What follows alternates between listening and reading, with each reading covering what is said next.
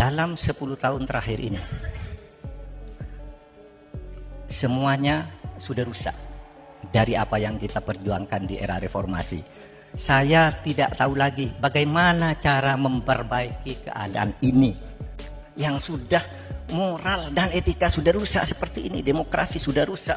Kita tidak boleh lagi memberikan kesempatan kita karena ingin bertengkar atas nama demokrasi liberal, lalu kita rusak semuanya dan ingin semua mulai dari nol.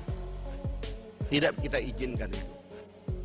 Tetapi alhamdulillah Pak Prabowo dan Pak Jokowi bersatu dalam satu kekuatan, kemudian mencoba menyatukan elit Indonesia. Ada masalah besar di depan kita, jangan lagi bertengkar. Mari kita song-song masa depan Indonesia dan kesempatan Indonesia menjadi bangsa besar. Sebagai generasi muda, saya juga ngeri juga kalau kita mengentertain pertengkaran ini terus-menerus secara dangkal. Orang lain sudah kemana, kita akan kemana. Assalamualaikum warahmatullahi wabarakatuh. Halo sobat Gerobogan Gokil semuanya, sehat ya untuk hari ini ya. Pak Mahfud MD kembali disadarkan oleh Fahri Hamzah ya. Dia berbicara mengenai 10 tahun kepemimpinan ini katanya sudah rusak parah. Faktanya beliau juga berada dalam kumpulan tersebut, dalam pemerintahan tersebut. Hanya 1 tahun terakhir, hanya beberapa bulan terakhir ini, Pak Mahfud tidak bersama Pak Jokowi. Tapi kok omongannya seperti itu. Dan mungkin pernyataan dari Pak Fahri Hamzah ini tentunya bisa menyadarkan Pak Mahfud MD yang telah seenaknya menyerang Pak Jokowi. Semuanya disalahkan pada Pak Jokowi. Seperti apa sih videonya? Langsung saja kita reaction bersama-sama video berikut ini. Saya mengapresiasi terminologi yang dilahirkan oleh Pak Prabowo tadi. Mungkin ini terminologi yang secara keras dinyaringkan malam ini dan akan menjadi terminologi politik dan juga mungkin terminologi akademik, yaitu Jokowinomics. Saya lebih baik mengatakan Pak Prabowo, Jokowinomics itu adalah, kalau kita mau lengkapkan, karena di antara semua anggota kabinet yang saya lihat agak matang memberikan argumen kepada apa yang dilakukan oleh Pak Jokowi, maka Jokowinomics adalah Prabowonomics.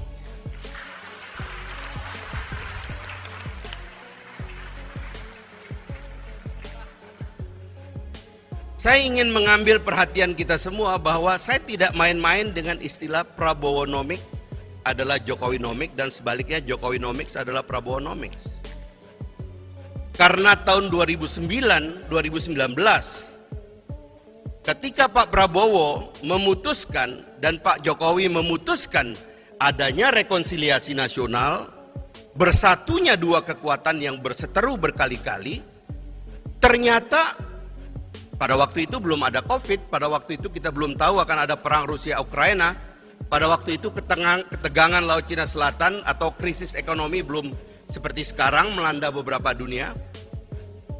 Tetapi kemudian alhamdulillah dua tokoh terpanggil jiwanya untuk mau duduk bersama dan melakukan rekonsiliasi besar, sehingga terjadi kekompakan yang luar biasa yang menyebabkan kita lolos dari krisis, menghadapi COVID, bahkan sekarang ini kita menghadapi ancaman dari adanya instabilitas global karena perang, adalah karena dua orang ini menurut saya mendapat hidayah dari Allah untuk menyatu. Itu tidak gampang Pak, dan jangan dianggap main-main. Kita sebagai bangsa ini punya catatan. Pak Prabowo tadi juga mengatakan kita kurang menghargai orang dan sebagainya, ada catatannya. Bahkan saya mengatakan, saya melihat di dalam sejarah dari generasi ke generasi kepemimpinan terputus. Bahkan kalau dari zaman penjajahan dulu atau dari zaman feodal dulu, bahkan sisa-sisa kerajaan kita hilangkan. Dari penjajahan dulu, kemarin saya lihat ada riset di media tentang kenapa sisa-sisa Belanda di Indonesia nggak ada. Bahasanya tidak dipakai, padahal katanya menjajah 350 tahun. Putus. Orde Lama ke Orde Baru, putus. Presidennya juga dalam pesakitan. Orde Baru, putus. Kita mau menghapus seolah-olah Pak Harto, Bung Karno nggak ada jasanya. Kepemimpinan seterusnya juga demikian, putus. Bahkan sekarang dalam situasi kebebasan ini, kita mengentertain kebebasan untuk melanggengkan konflik. Tetapi alhamdulillah Pak Prabowo dan Pak Jokowi bersatu dalam satu kekuatan, kemudian mencoba menyatukan elit Indonesia. Ada masalah besar di depan kita, jangan lagi bertengkar. Mari kita song-song masa depan Indonesia dan kesempatan Indonesia menjadi bangsa besar. Jadi koalisi Pak Prabowo dengan Pak Jokowi bukan insiden. Dia adalah monumen yang harus dirayakan dan dipertahankan. Saya ini generasi yang suka bertengkar, pemberontak juga. Ini gara-gara suka dengar pidato Pak Prabowo juga dulu. Tapi sebagai generasi muda saya juga ngeri juga. Kalau kita mengentertain pertengkaran ini terus-menerus, secara dangkal, orang lain sudah kemana, kita akan kemana. Jadi menurut saya, karena itu saya ingin Jokowinomics adalah Prabowonomics. Karena rekonsiliasi telah terjadi. Karena itu terus terang saya juga ingin mengucapkan terima kasih kepada teman-teman partai yang kemarin sudah menyatakan dukungan kepada Pak Prabowo. Menurut saya, dan saya ingin mengucapkan terima kasih kepada Pak Jokowi juga, secara langsung atau tidak langsung, menginspirasi kembalinya koalisi besar. Saya pernah bertemu dengan Pak Jokowi dan mengatakan, Pak, dari Pak Harto ke kita putus, Pak. Bahkan juga dari Bung Karno putus. Waktu Pak Harto turun tidak ada proses pewarisan yang mantap. Sehingga kita bertengkar. Generasi kami, angkatan 98, tidak paham dengan orang-orang tua kita. Sehingga kita bertengkar. Pecah kita. Kita mulai banyak hal dari nol. Bahkan Pak Prabowo adalah manusia sejarah yang menyaksikan dari dekat. Dan beliau juga menjadi salah satu yang merasakan bagaimana keterputusan ini tidak baik bagi kita semua. Dengan segala apa yang beliau rasakan. Kemudian kita melihat contoh di negara di sekitar kita, Pak. Tadi kita lihat Pak Harto. Kita lihat Pak Mahathir di Malaysia.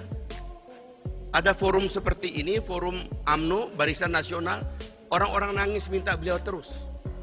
Tapi beliau tanpa mempersiapkan satu kaderisasi dan regenerasi, beliau mundur. Ketika mundur, semua penggantinya dikritik. Yang mengantarkan beliau suatu hari kembali menjadi Perdana Menteri. Dan berakhir begitu cepat. Jadi tidak ada proses yang mulus. Mudah-mudahan Pak Anwar sekarang yang mimpin bisa memimpin rekonsiliasi bangsanya. Karena hasrat untuk bertengkar ini kuat di kita, Pak. Terutama anak-anak muda nih, pengen bertengkar aja kerjaannya. Nah, ada contoh Lee Kuan Yew yang mengatur. Waktu Gocok Tong, kemudian Chin Lung, mulus berjalan. Ada visi tentang keberlanjutan. Ada gagasan tentang bahwa kita memang punya perbedaan, tetapi tujuan besarnya tidak boleh hilang. Indonesia emas tetap ada di depan mata kita, dan kita tidak boleh bertengkar tentang Indonesia emas. Tadi Pak Amran mengatakan superpower baru, kebetulan Gelora pakai superpower baru, Pak. Ya mirip-mirip lah itu. Jadi menurut saya, 2024 menurut saya, pikiran besarnya yang tadi sudah diungkapkan oleh Pak Prabowo harus menjadi pikiran bersama. Kita tidak boleh lagi memberikan kesempatan kita karena ingin bertengkar atas nama demokrasi liberal, lalu kita rusak semuanya dan ingin semua mulai dari nol. Tidak kita izinkan itu.